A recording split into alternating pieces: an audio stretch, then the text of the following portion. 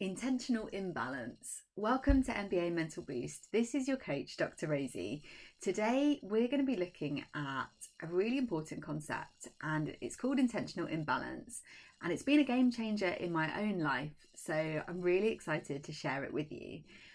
I don't like the term balance. Now, if you've listened to my other podcasts, or you're one of my clients, or you've followed me for a while on socials, you'll know this about me. I just feel that, the whole term, work-life balance or balance in any form just starts to feel kind of almost like an unattainable thing. In life, we're never going to have that perfectly even, where the scales are just absolutely balanced, because I just don't feel that that's realistic. And also, if we're truthful to ourselves, do we really want that? Particularly at the stage where you're at, being pro, there are times where the game is just going to need you more than you can give to your family.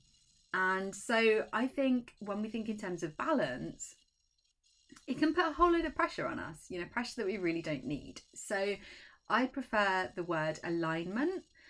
Because I like the idea of thinking that, some things will need me more than others at different points.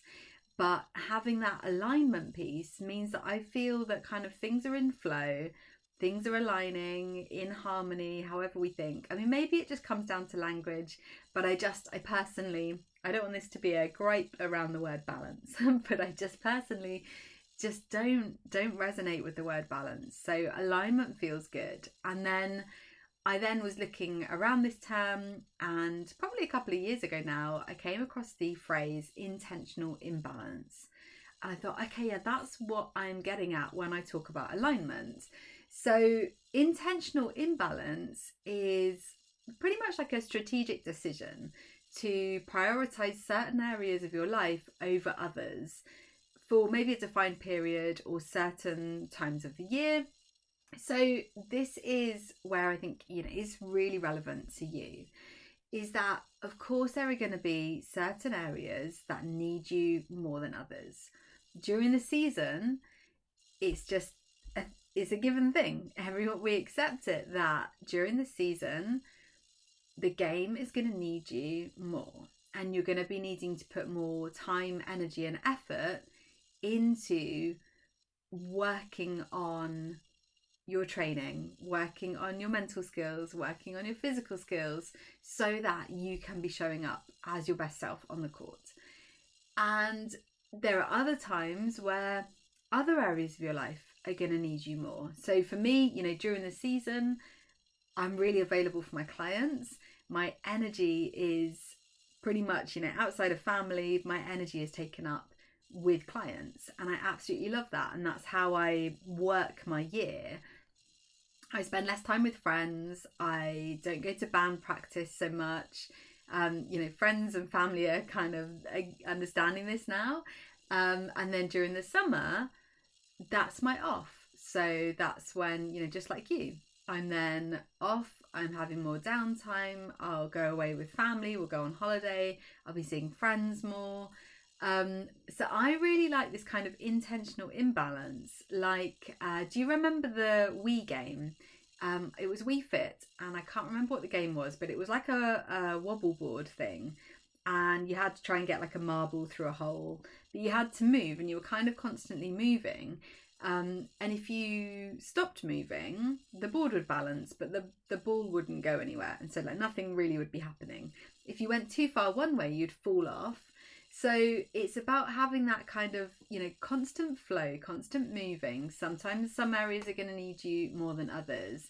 And just like you spend more time on certain skills or areas of the game, thinking like this for your life too can be an ultimate game changer. It's okay that some areas of your life get more attention than others, and then it shifts again. We're always moving, but we're intentionally moving. So I want you to start thinking about, are you reactive? Do you shift direction all the time and it's kind of a bit chaotic? Or are you having that kind of intentional imbalance, movement, flow? And it starts with getting clear on what your priorities are right now. What are your goals, both kind of that bigger picture and in the moment? What are you going to be a yes for right now? And what do you need to be a no for? So having those boundaries in place too.